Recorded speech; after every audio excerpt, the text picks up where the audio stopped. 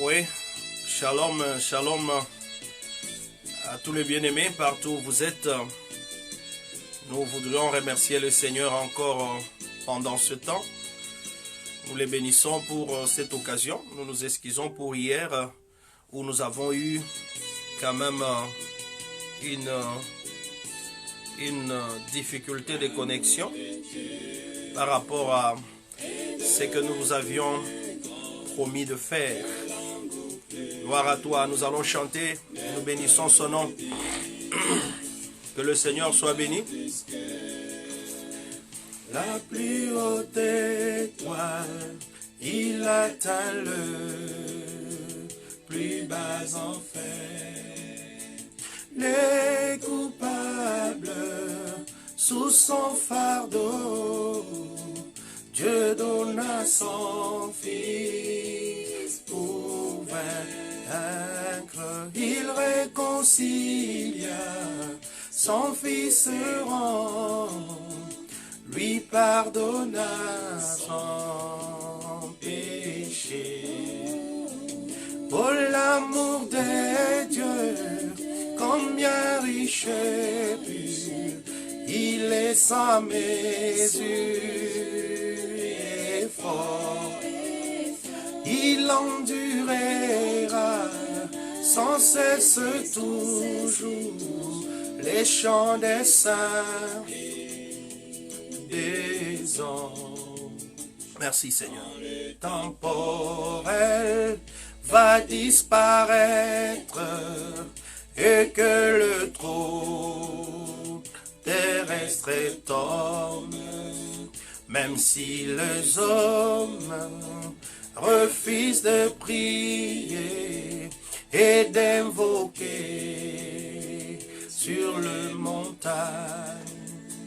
L'amour de Dieu endurera encore, il sans mesure et fort. Grâce divine pour la race d'Adam, le chant de saint des hommes. Oh l'amour de Dieu, combien riche et pur, il sans mesure et fort. Il endurera sans cesse toujours le chant de saints et de anges. Nous vous bénissons, bien-aimés, partout où vous êtes. Nous bénissons juste le Seigneur encore ce soir. Oui, nous sommes dans notre tranche sur parole d'encouragement. Donc, comme nous vous avions promis, nous allons commencer à faire 2 séquences sur les paroles d'encouragement qui sont très très importantes aussi dans la marche, en dehors de tous les programmes que nous avons et que nous avons démontré. Était plein d'encre et quel cieux de parchemin, déjà que tige était une plume et que tout homme un écrivain d'écrire l'amour du Dieu céleste, je serai les océans, le rouleau ne peut contenir le tout, quoique étendu bout à l'autre. Oh l'amour de Dieu, combien riche et pur, il est sans mesure et fort. Il endurera sans cesse toujours le chant de saints des anges. Que le Seigneur soit béni, mes bien-aimés. Shalom à tous les frères, Sarah, Régis, Lemoussi, frère Léma, tous les bien-aimés qui sont déjà connectés, qui étaient déjà là. Nous voulons encore remercier le Seigneur Nous vous saluons partout où vous êtes. Que la paix du Seigneur nous soit multipliée. Que le Seigneur nous soit vraiment favorable. Oui, nous sommes là, en live, encore pour la gloire du Seigneur. Laisse que le Dieu du ciel vous soit vraiment favorable. Donc, shalom, nous nous saluons partout où nous sommes. Que la paix du Seigneur nous soit vraiment favorable. Oui, nous sommes dans notre tranche sur le parole d'encouragement. Nous sommes dans notre tranche sur le parole d'encouragement. Et ce soir, nous sommes bénis. Hier, nous avons eu des difficultés. Nous avons eu beaucoup de difficultés à pouvoir nous connecter. La connexion était tout à fait impossible. Nous sommes en train de voir au cours de la semaine comment fixer cela afin de nous bénir ensemble. Oui, comme je l'avais annoncé, je vous l'avais déjà dit, mes bien-aimés, nous allons avoir une tranche de paroles d'encouragement. Je suis dans le livre d'Ésaïe. Je crois que les commentaires de notre côté n'apparaissent pas pour le moment. Peut-être vous êtes en train d'écrire, je ne vois pas ce que vous êtes en train d'écrire. Je vais devoir régler chaque chose ici afin que nous puissions être connectés ensemble. Oui, que le Seigneur soit béni. Permettez-moi de fixer juste une petite chose ici. Ah oui.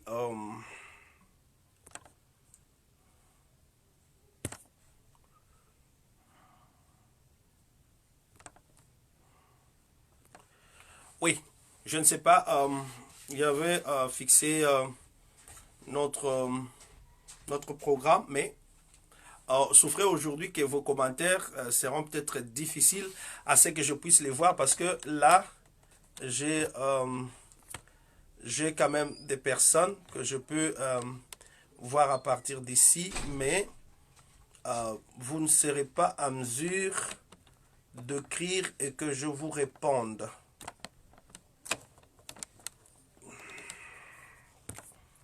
Que le Seigneur nous soit favorable. Ok, n'empêche, nous allons continuer même sans commentaire. Je sais que les commentaires, nous allons les suivre peut-être après l'émission. Je suis dans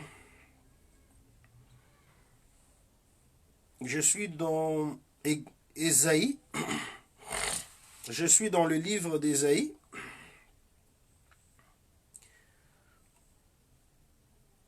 Ésaïe 40. Ésaïe 40 dit ceci. Consolez, consolez mon peuple, dit votre Dieu. Très important. Consolez, consolez mon peuple, dit votre Dieu. Voilà la racine de notre tranche appelée parole d'encouragement ou parole de consolation, le parole qui nous fortifie. Nous prenons encore un autre passage, cette fois-ci dans la Nouvelle Alliance.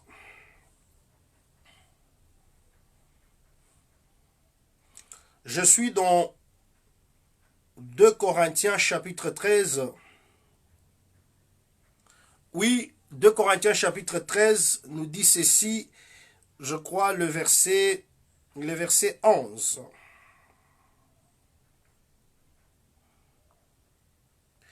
Au reste, frères, soyez dans la joie, perfectionnez-vous, consolez-vous, ayez un même sentiment, vivez en paix, et le Dieu d'amour et de paix sera avec vous.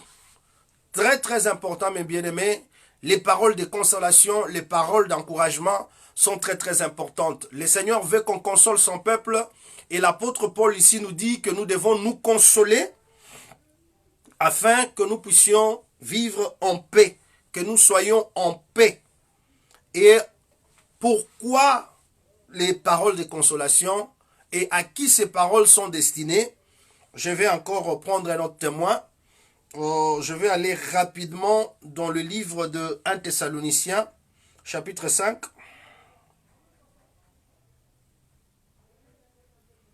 1 Thessaloniciens 5, à partir du verset 14, le 14e verset, il nous dit quoi? Nous vous prions aussi, frères, avertissez ceux qui vivent dans les désordres, consolez ceux qui sont abattus, supportez les faibles, ayez de patience envers tous. Donc, les personnes que nous devons consoler sont des personnes abattues, les personnes qui sont dans des situations difficiles, les personnes qui ont besoin de paroles pour continuer la marche. Donc, je crois que vous pouvez vous référer au don d'exhortation que nous avons touché la fois passée. Donc, ces paroles d'encouragement sont des exhortations. Cela est destiné aux gens qui sont abattus, aux gens qui sont vraiment en difficulté. C'est destiné à tous les enfants de Dieu. En dehors de ces personnes qui sont abattues, regardez ce que les paroles d'encouragement ou bien un acte d'encouragement amènent dans la vie de frères. Là, nous sommes dans le livre des Actes des Apôtres, je crois après la discussion qui s'est passée à Jérusalem, le débat, le partage qui s'est passé à Jérusalem entre les apôtres. Je suis dans le verset 30.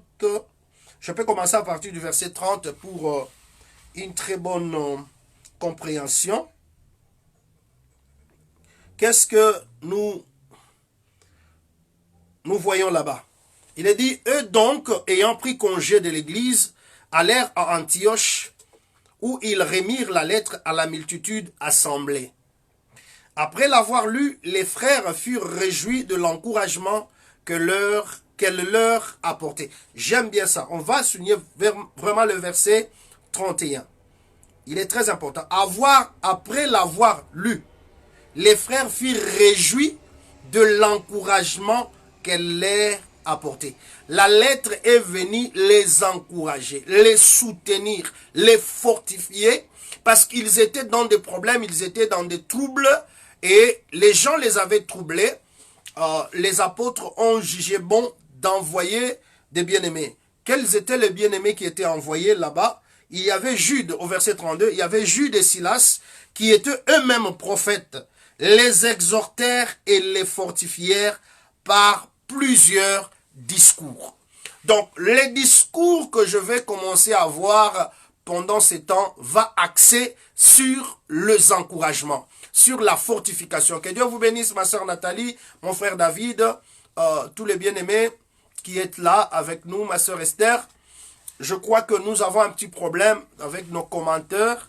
Nous allons revoir la chose plus tard et je verrai pourquoi les commentaires n'apparaissent pas prochainement. Les dimanches prochains, nous allons également fixer la chose parce que dimanche prochain, nous serons encore ensemble pour continuer sur les dons spirituels. Donc aujourd'hui, nous sommes en train de voir les paroles d'encouragement. Alors, j'ai dit que ces paroles sont des paroles qui fortifient, sont des paroles qui soutiennent, des paroles qui rassurent la marche à un enfant de Dieu.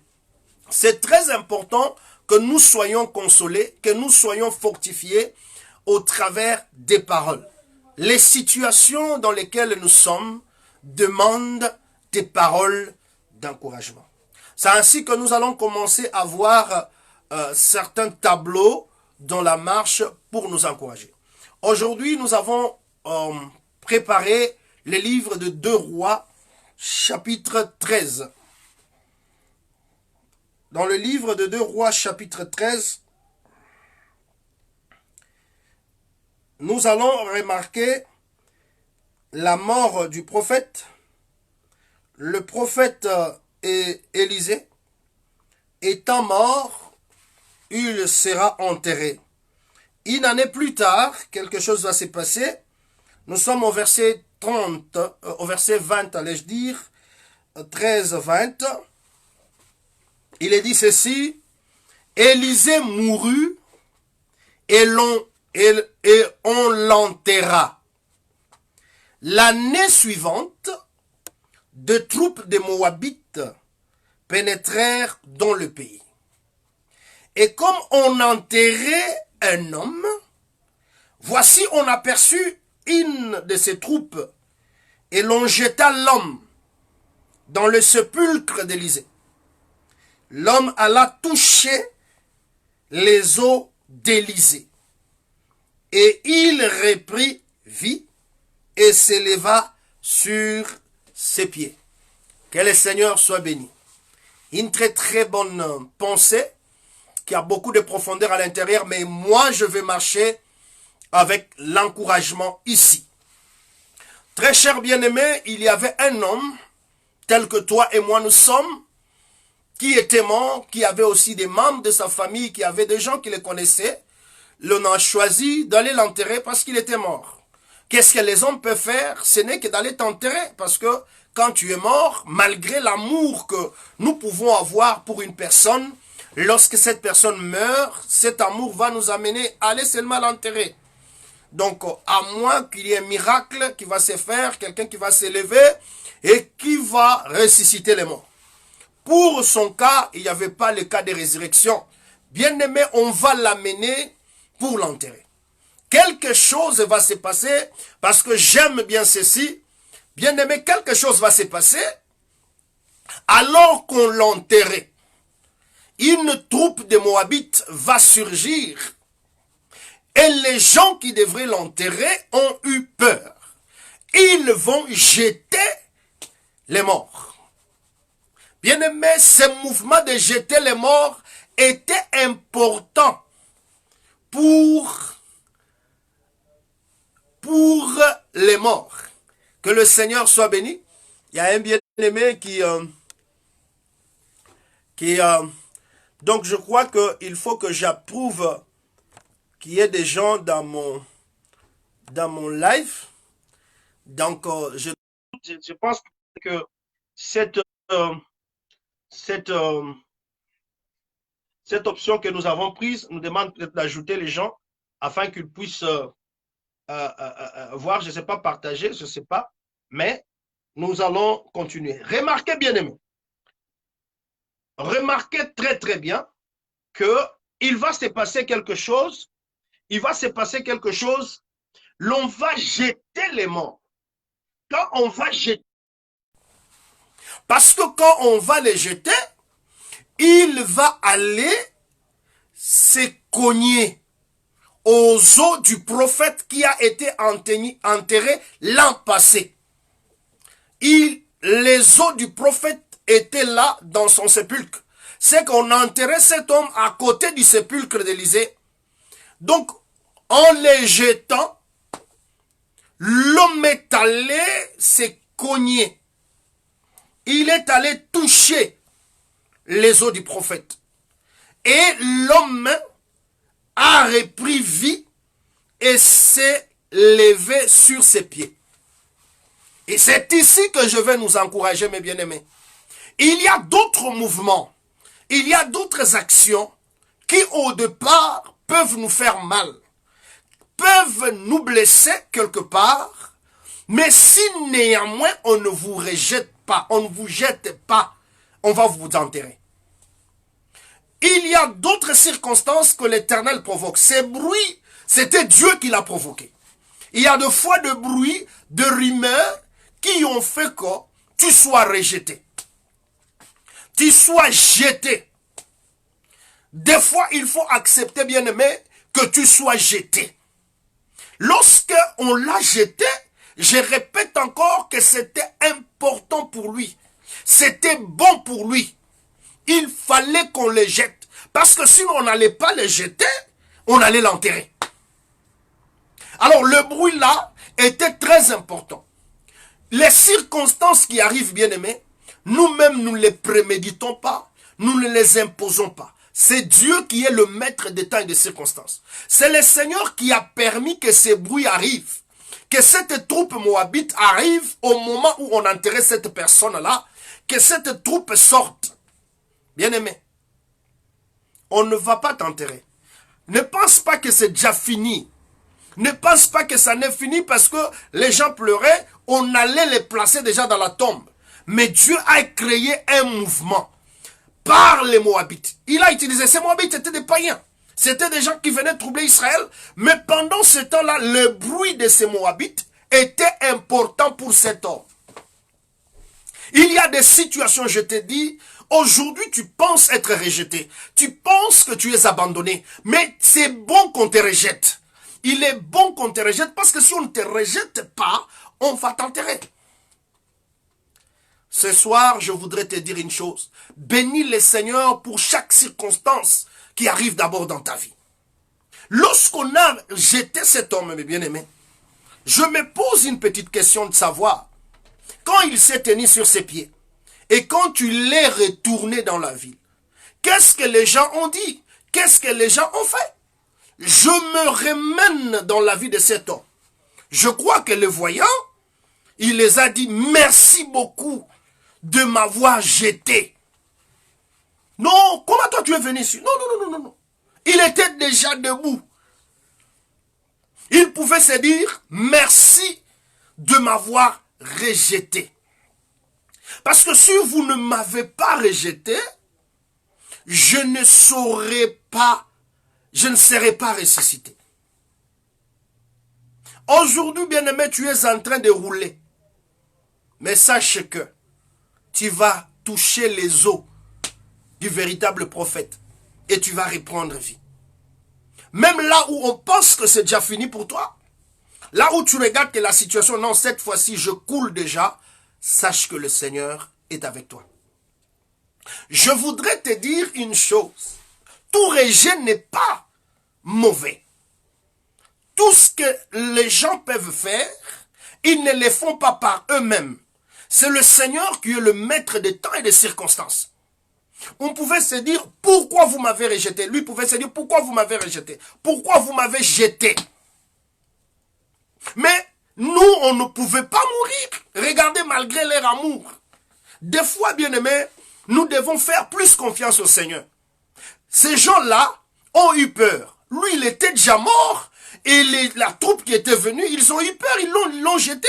Ils se sont enfuis. Il y a des situations qui peuvent faire que les gens te laissent parce qu'eux ne peuvent pas continuer avec toi. Mais le Seigneur qui te connaît, l'Éternel qui te connaît, lui va intervenir. Et ils ont eu peur de la troupe. Mais le mort n'avait pas peur de la troupe. Ça c'est bon. Le mort n'avait pas peur de la troupe. Il ne voyait même pas la troupe. Ce sont eux qui ont vu la troupe. Lui n'avait rien vu. Mais lorsqu'il est allé, il a touché les os du prophète. Il est ressuscité. Il a repris vie. Il s'est levé, il s'étend sur ses pieds. C'était tout un miracle. Je ne vais pas toucher la puissance qui est dans les os. Malgré que cet homme était déjà enterré après une année, il y avait toujours la puissance dans ses os pour ressusciter un homme. Ça, c'est le mystère de la vie d'Élisée. Mais ici, je veux marcher avec cet élément. Deux fois le rejet. Deux fois, les gens se tournent contre toi. Des fois, les gens ne veulent pas t'écouter. Sois rassuré que l'Éternel est avec toi. Sois silencieux. Ne parle pas. Je vais aussi prendre la vie d'un homme qui va être toujours similaire à cet homme, Jephthé. Dans le livre de Juges, chapitre 11. Jephthé, c'était un vaillant héros. À partir du premier verset, vous pouvez aller jusqu'au 11e, vous pouvez lire et descendre jusqu'à ce que vous allez achever la lecture. Remarquez, mes frères, Jephthé, son père l'a eu avec une prostituée. Ses frères l'ont chassé. Dit, toi, tu ne vas pas hériter avec nous. Allez, tu es l'enfant d'une prostituée. Tu pars. Et Jephthé s'enfuit. Il s'en alla. Quand Jephthé s'enfuit, il y a des vauriens qui entourent Jephthé. Bien aimé, il y a des situations, je te dis, il y a des fois, il faut qu'il y ait des situations où on te chasse. Où tout le monde n'a pas besoin de toi. C'est la volonté de Dieu. Il y a deux moments où tout le monde ne peut pas t'écouter. C'est le Seigneur qui crée cet événement. C'est Dieu qui a créé ça. On ne pouvait pas écouter Jephthé. On l'a chassé. Je sais que c'est prophétique. Ça peut parler de la vie de Christ. Je ne veux pas aller là-bas. Je veux nous encourager. Je ne veux pas donner la grâce à Dieu. Je peux aller là, mais je regarde notre situation. Parce que ici, je parle de paroles d'encouragement. Dans notre vie, de choses qui nous regardent. Quand il part, le vaurien se retrouve tout autour de Jephthé. Des gens qui étaient sans éducation, des gens, on les appelle des vauriens. Il va commencer à faire des excursions parce qu'il était un héros. Un héros rejeté chez eux. Comme Jésus, rejeté chez eux. Il a été rejeté, mais accueilli par des vauriens. Vous voyez ce mouvement-là prophétique? Jésus a été rejeté chez ses propres frères. Il est venu auprès de nous qui n'étions même pas un peuple. Qui étions derrière des idoles. Nous étions ces vauriens-là.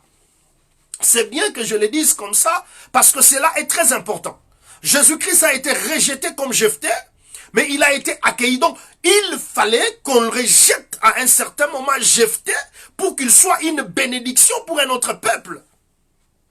Donc, il y a des situations où, quand on te rejette, c'est bien. Mais remarquez que quand on va le rejeter, il sera important pour un certain peuple. Des fois, quand les portes se ferment, c'est pour qu'une autre porte s'ouvre quelque part. Toute situation qui t'arrive ne voit pas seulement le diable derrière. Il y a des situations où l'Éternel te met juste à l'épreuve, voulant t'élever. Jephthé va accepter sa situation. Il va aller. Il va continuer parce que l'héros n'est pas mort. L'héroïsme à lui n'est pas mort. Il a continué son travail, malgré à côté, parce qu'ils ont voulu l'étouffer. Ils ont vu que c'est un héros. Ils ont voulu les chasser. Il est parti. En Israël, l'enfant n'appartient pas à la maman, l'enfant appartient au père. Mais comment ils vont chasser Jephthé?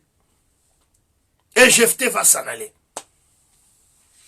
Bien-aimé, tu es dans une situation où tu es presque déjà rejeté. Prends courage. Parce qu'il y a des gens aujourd'hui, quand on les rejette, ils rentrent dans le monde. Quelqu'un, parce que il a eu des obstacles, il devient païen encore, tout fait. Non, non. Tu ne peux pas renier l'héroïsme en toi, la nature de Dieu qui est en toi. Tu ne peux pas te renier toi-même. Tu es un enfant de Dieu. Garde ce que Dieu t'a donné. Continue. C'est un temps. Ce n'est même pas eux. C'est Dieu qui a créé ces mouvements-là. Comme j'ai dit que la troupe la Moabite, au temps d'Élysée, pour cet homme qu'on enterrait, cet homme-là, cette troupe-là, a été envoyée par Dieu lui-même, pour qu'on n'enterre pas cet homme-là. Remarquez très bien, mes frères, Jephthé va passer son temps là-bas. On va venir les chercher. Israël aura des problèmes. Il y aura des problèmes, on va venir les chercher. Bien aimé, ça c'est Dieu qui organise. Je vais prendre également, parce qu'aujourd'hui je voudrais prier pour vous. Nous avons eu une difficulté pour le commentaire. Nous allons vraiment fixer ceci parce que j'avais vraiment besoin de prier avec vous. J'avais besoin vraiment que par ce direct ici, je puisse vraiment prier vraiment pour plusieurs personnes. Mais je te dis une chose, mon frère, que si tu es rejeté, si tu es jeté, cela aussi est important, cela aussi est nécessaire pour toi. Il faut que les gens changent de visage envers toi pour que toi aussi, tu partes chez toi. Vous allez vous rappeler Laban, le visage de Laban avait changé par rapport à Jacob, et Jacob a trouvé que c'est le temps de rentrer. Donc si le visage de Laban reste normal, Jacob ne rentrera pas. Donc il y a des situations que Dieu provoque. C'est lui qui change le visage de Laban, c'est Dieu lui-même. Là, le temps était déjà arrivé, mais la manière où Jacob doit retourner, il faut que le visage de Laban change. Je prends également notre frère Joseph. Dans Genèse 37, je lis parce que j'ai commencé à arrêter là-bas, parce que les paroles d'encouragement, on n'aura que quelques minutes, parce que j'ai besoin que ça réchauffe vraiment notre foi. Ça ne va pas commencer à dépasser beaucoup de minutes. Ça sera quelques minutes et beaucoup de prières, beaucoup de requêtes que nous pouvons avoir. Genèse 37, en lisant l'histoire de Joseph, j'ai eu encore mon cœur qui était touché. Surtout quand je pus remarquer que ces garçons n'avaient que 17 ans. Regardez ce qu'il est dit, 37 verset 2. Voici la postérité de Jacob. Joseph, âgé de 17 ans, faisait paître le troupeau avec ses frères. Cet enfant était auprès de fils de Bila et de fils de Zilpa, femme de son père. Et Joseph rapportait à leur père leurs mauvais propos. Donc Joseph, il allait dire au père ce que ses frères disaient en mal. Il n'avait que 17 ans. Et pendant ce temps-là, il va commencer à avoir des songes. Il va commencer à avoir des visions. Au verset 8, qu'est-ce qu'il est dit? Il est dit ceci. Ses frères lui dirent, est-ce que tu régneras sur nous? Est-ce que tu nous gouverneras? Et ils les haïrent encore davantage à cause de ses songes et à cause de ses paroles. Joseph va être haï, mes bien-aimés, pas à cause des mauvaises choses qu'il faisait, parce qu'il avait des songes qu'il ne créait pas, parce que nous avons vu que le songe, on ne les crée pas. Il va être haï parce qu'il disait ce qui est correct. Bien-aimés, les gens aimeront les plaisirs plus que Dieu. Les gens vont changer le bien en mal. Joseph n'était pas aimé par ses frères parce qu'il disait de bonnes choses et parce qu'il avait des songes et des visions. Ses frères vont l'haïr à cause des visions. Or, les visions, on ne les force pas. C'est pas comme les rêves qui naissent à partir de nos activités. Mais à cause de ça, Joseph va être haï, tout comme Jésus a été haï par les Juifs parce qu'il était seulement un homme de bien. Il y a des fois, bien-aimés, lorsque vous dites la vérité, vous devenez l'ennemi de beaucoup de gens. C'est pourquoi l'Écriture dit, ces gens-là seront ennemis de gens de bien. Pendant ce temps, c'est difficile que quand vous êtes en train de témoigner Christ, que les gens vous acclament. C'est difficile que les gens vous acceptent. Les gens ont honte de témoigner de Christ. Bien-aimé, Joseph va être haï par ses frères à cause des songes qu'il ne cherchait pas, qui lui venaient de Dieu. Il va être haï. La haine sans cause, la haine à cause des songes, la haine à cause du bien de Joseph. Le verset 18, je saute un peu. Le verset 18 dit ceci. Le père va l'envoyer pour qu'il aille voir ses frères parce qu'il s'était déplacé pour aller nourrir le troupeau.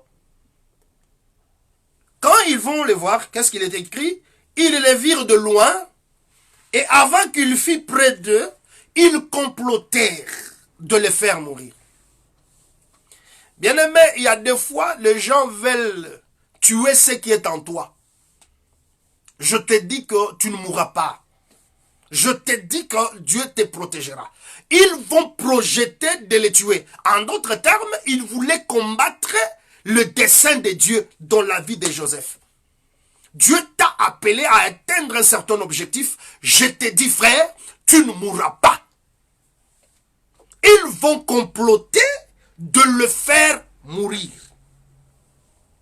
Et qu'est-ce qu'ils vont se dire? Ils se disent l'un à l'autre, voici les faiseurs de songes qui arrivent. Regardez la mauvaise compréhension des gens. Il dit les faiseurs de songes. Il n'y a pas un faiseur de songes que Dieu lui-même. On ne peut pas faire un songe, on ne peut pas créer un songe. On peut avoir un rêve. À partir de ce que vous faites dans la journée, vos activités, vous pouvez rêver. Quoi, j'ai déjà expliqué ça, vous pouvez retourner sur ce que nous avions expliqué. Sur le don de prophétie. Maintenant, qu'est-ce qu'ils vont dire? Venez maintenant, tuons-le. Et jetons-le dans une des citernes. Nous dirons qu'une bête féroce l'a dévoré. Et nous verrons ce que deviendront ces songes. La pensée, c'était de bloquer Joseph. Nous allons voir ce que va devenir maintenant tous ces songes-là. Nous allons arrêter ça. Bien-aimé, il n'y a personne qui va arrêter le plan de Dieu dans ta vie. Fortifie-toi, même si c'est difficile. Je te dis que Dieu est avec toi. Sois persuadé que l'Éternel est en train de te conduire. L'Éternel marche avec toi.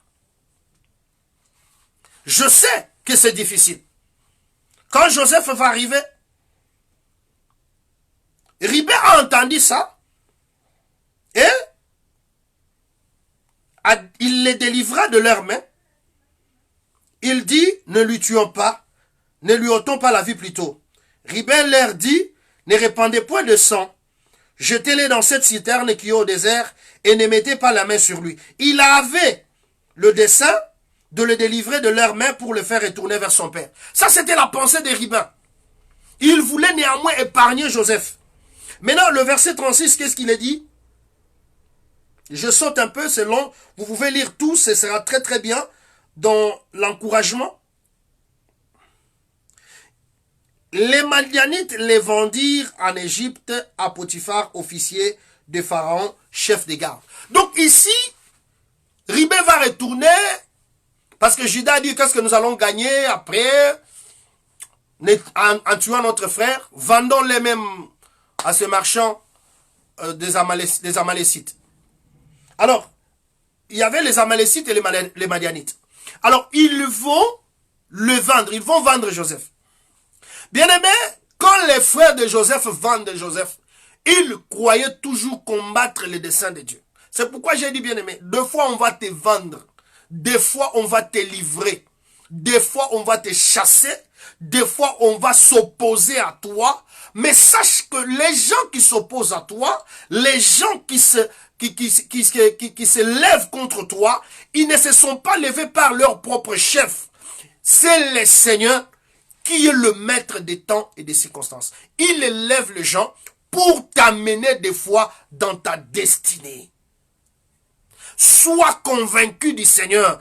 Quand tu remarqueras que tu n'as pas péché, quand tu remarqueras qu'à gauche, à droite, je n'ai pas péché, sache que c'est l'épreuve. Sache que Dieu veut me faire monter à une certaine dimension. Le problème est que tu ne dois pas pécher. Tu ne dois pas pécher, tu dois rester dans la volonté de Dieu. Joseph pouvait pleurer. Pourquoi à l'âge de 17 ans, dois-je abandonner mon père? Pourquoi mes frères me font ceci? Joseph, après avoir perdu sa maman, sera obligé, sera vendu par ses frères.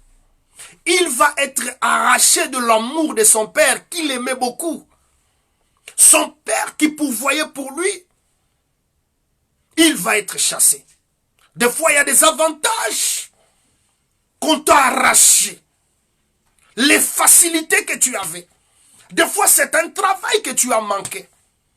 Tu commences à marcher comme Joseph sur la route où tu ne connais pas où tu vas parce que lui, c'était un jeune. Il ne connaissait pas où ils allaient. Mais remarquons, dans la vie de Joseph, en tant qu'esclave, on ne pouvait pas les placer sur les chevaux. Donc, on devrait les lier. Et ils marchaient peut-être à pied. Comme les chevaux marchaient, peut-être les ânes ou la caravane qu'ils avaient. Un petit garçon de 17 ans seulement, arraché de l'amour de ses parents. Bien-aimé, il y avait certains avantages que nous avions peut-être.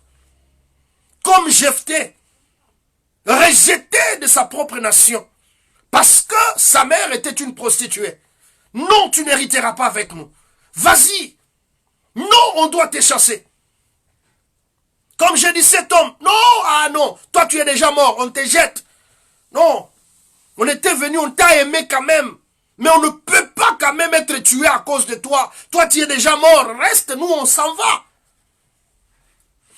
Les hommes bien-aimés, malgré leur amour, ils peuvent nous amener juste dans la tombe.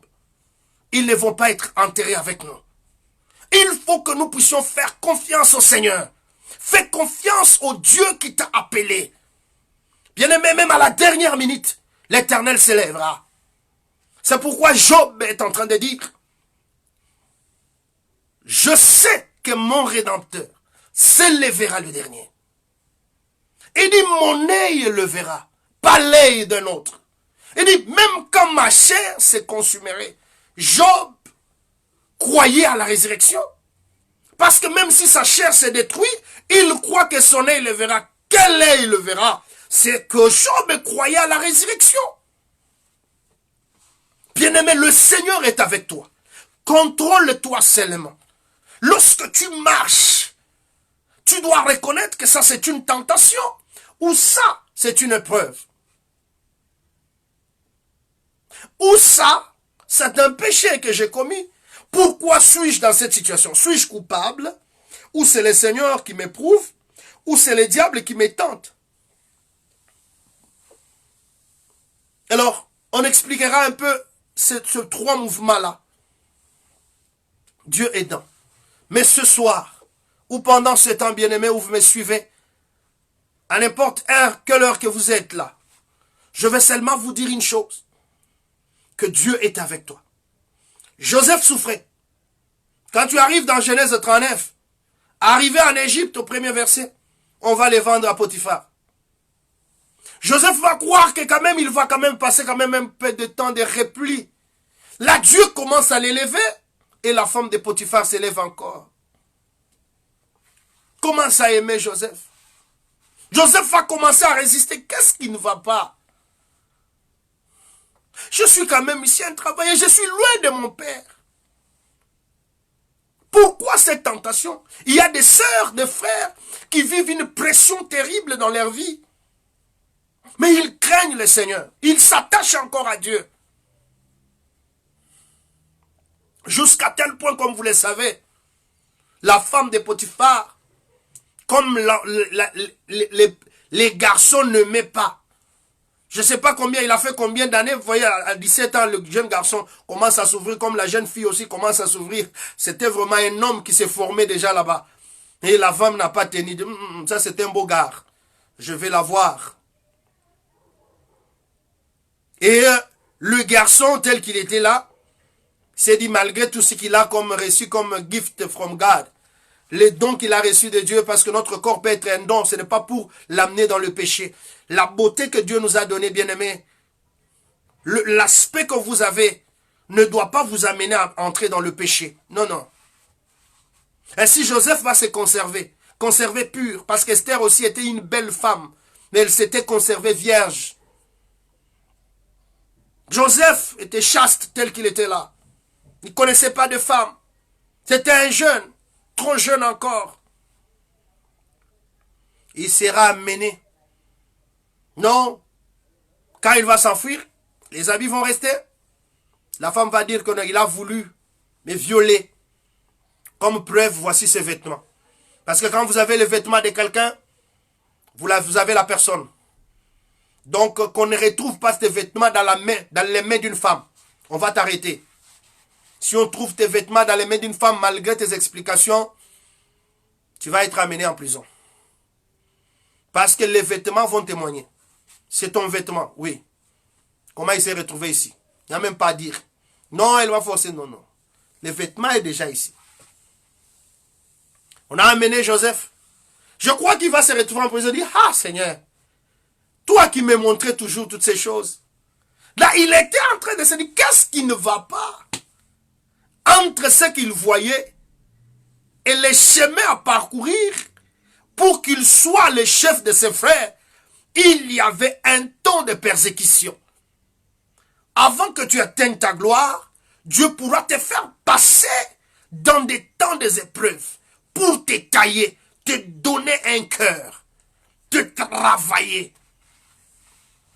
Avant que je termine avec Joseph, vous allez voir également que David, avant que Dieu lui donne le trône, Dieu a d'abord travaillé David en brousse. Il a fait gardien là de brebis de son père, mais il a commencé à envoyer des ours, des lions, pour que David s'exerce en combattant avec les lions, les ours. Il a fait l'exercice là-bas.